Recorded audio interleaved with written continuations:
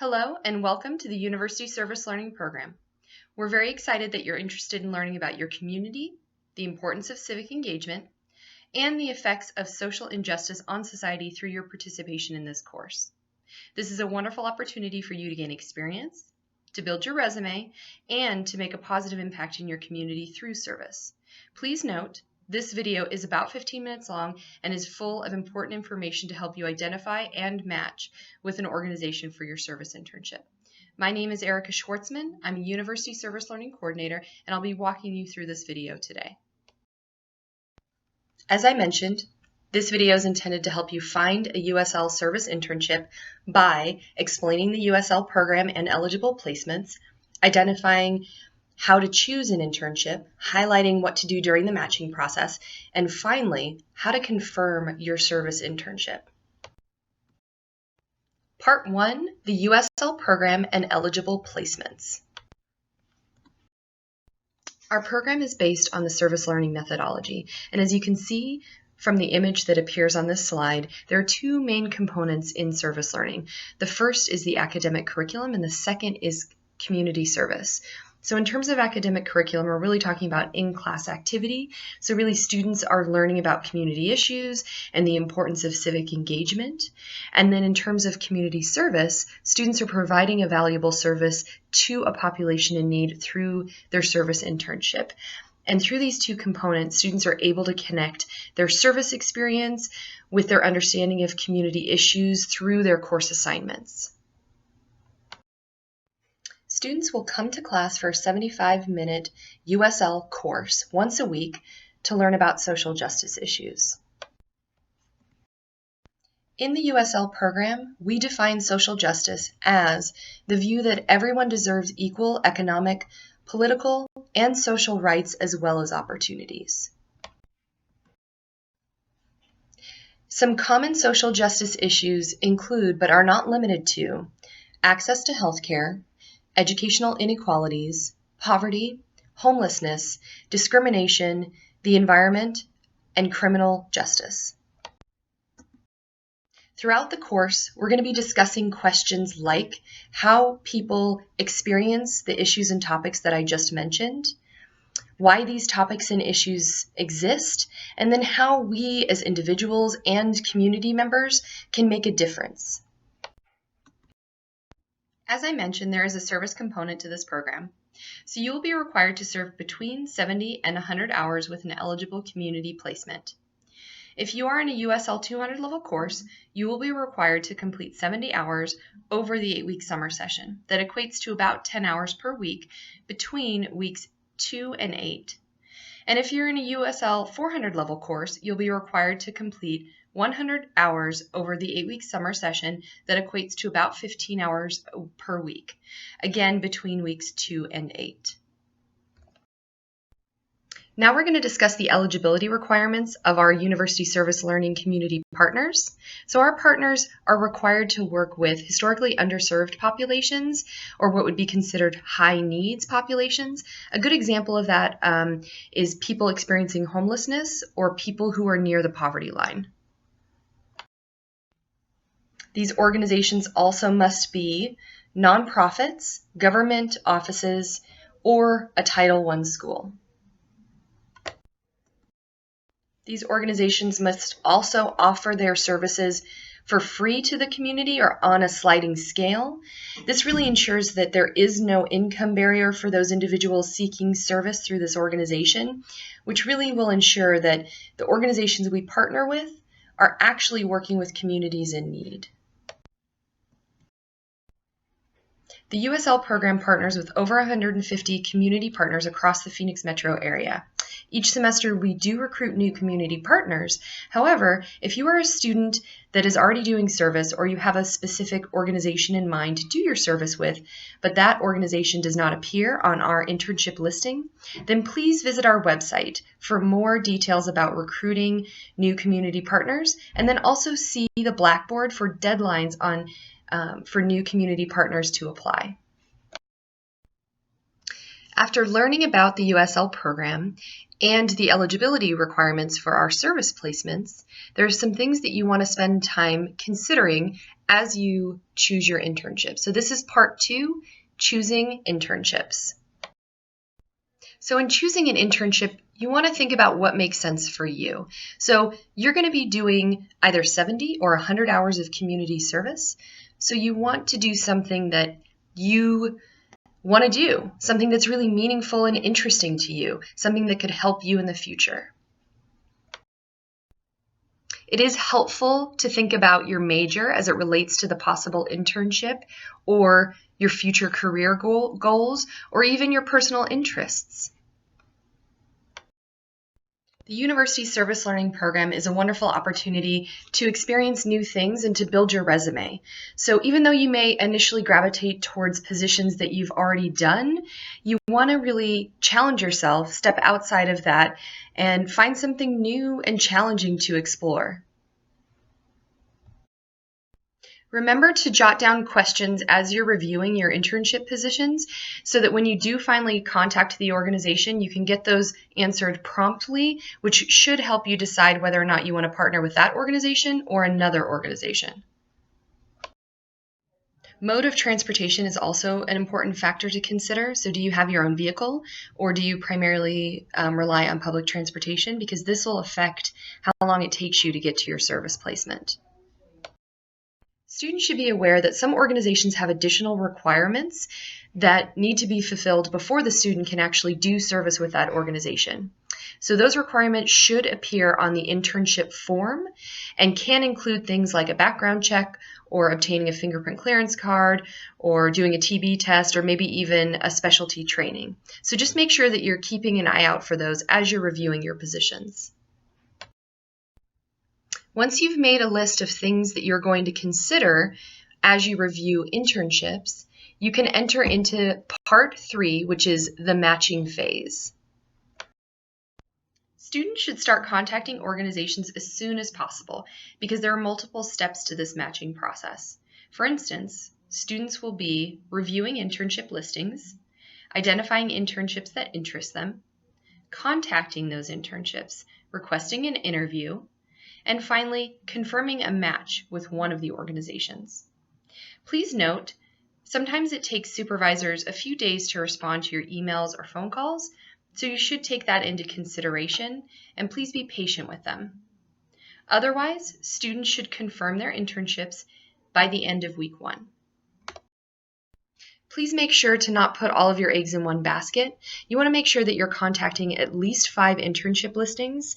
This will give you the opportunity to explore some internships that you may not have immediately thought of. So for instance, if you're a health major and you came in really looking for a clinical experience, you may find that as an internship, but you may also find some internships that allow you to teach nutrition during an after-school program.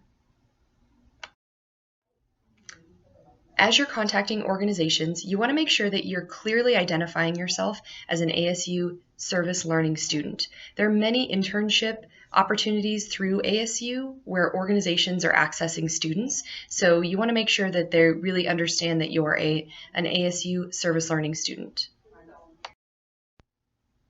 When you're contacting a community partner, you do want to come prepared with questions. So again, look at that internship position, see if there's anything that you have questions about. Maybe one of the tasks isn't really clear, or if it's working with a school and the internship listing says that it's elementary school, but you're not sure if it's first grade, second grade, fourth grade, etc.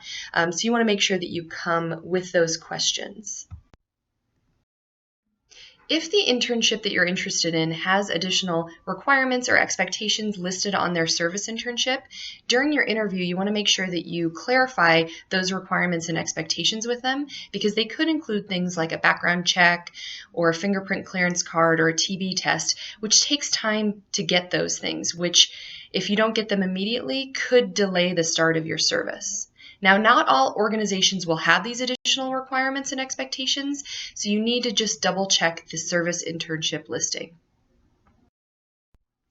Also, during the interview, you want to make sure that you're discussing the service activities as they appear on the internship position, because this will allow you to have a better understanding of what is required of you if you should take on this position. It'll also give you an opportunity to highlight any special skills or talents that you have that you could lend to this position. The interview is a really good time to discuss the exact weekly schedule of the organization so you can determine when their hours of operation are. So for example, early in the day, late in the day, or on the weekends. You can determine whether or not they will even offer enough hours for you to fulfill your service requirement, that your schedule aligns with their schedule, and then of course that you could potentially pick up additional hours at another point if, for instance, they have a holiday and their organization is closed.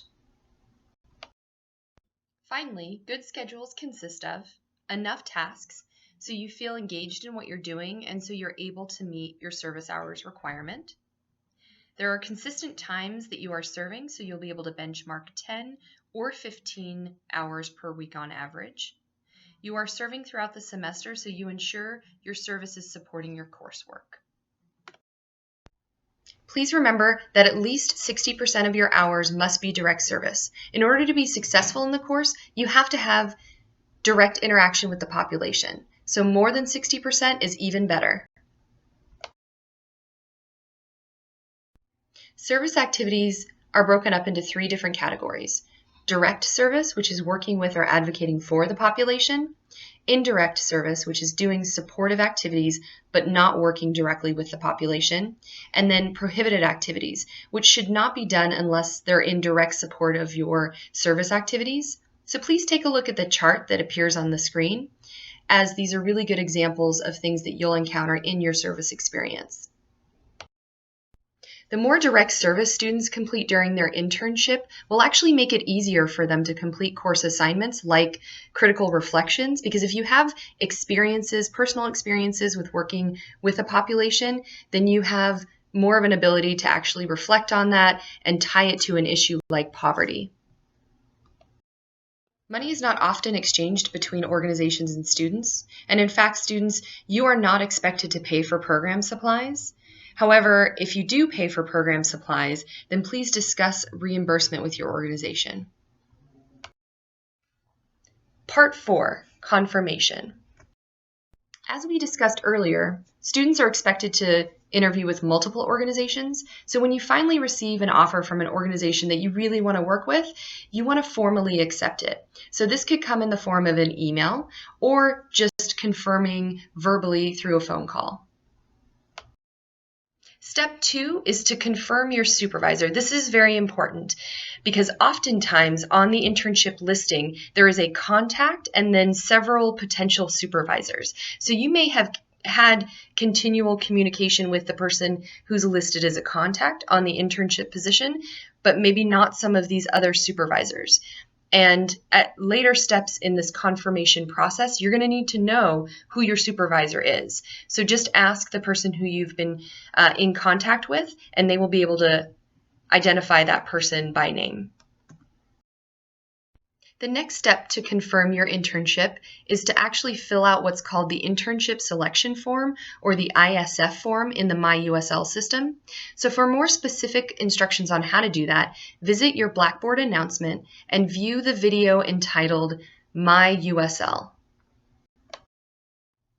Step 4, tell your other community partners that you have selected another internship. So this is a professional internship, so you want to make sure that if you've been communicating with other organizations through this process and you decide not to choose them, please let them know that you're going with another internship.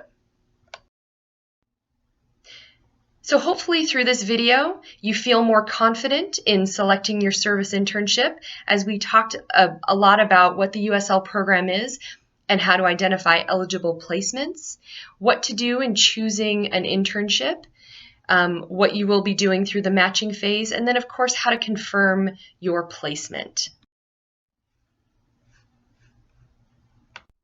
Lastly, we're going to talk about resources and where you can go to find help. So if you're looking for resources, you can look to Blackboard, which is where your student handbook and syllabus are located. You can also contact your instructor or me, Erica Schwartzman, to schedule time during my office hours. University Service Learning has a Facebook page where we celebrate students' impact and promote the activities of our community partners. So please make sure that throughout the semester you're posting pictures, stories, aha moments from your service or your experience in class.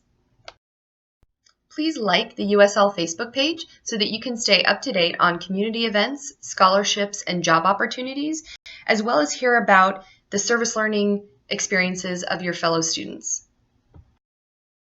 In addition to your instructors, the University Service Learning staff can also be very helpful. So again, my name is Erica Schwartzman. I primarily work with students and community partners.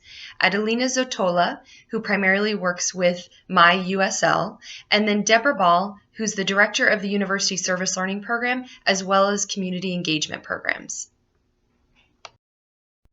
Thank you for choosing to participate in the University Service Learning program.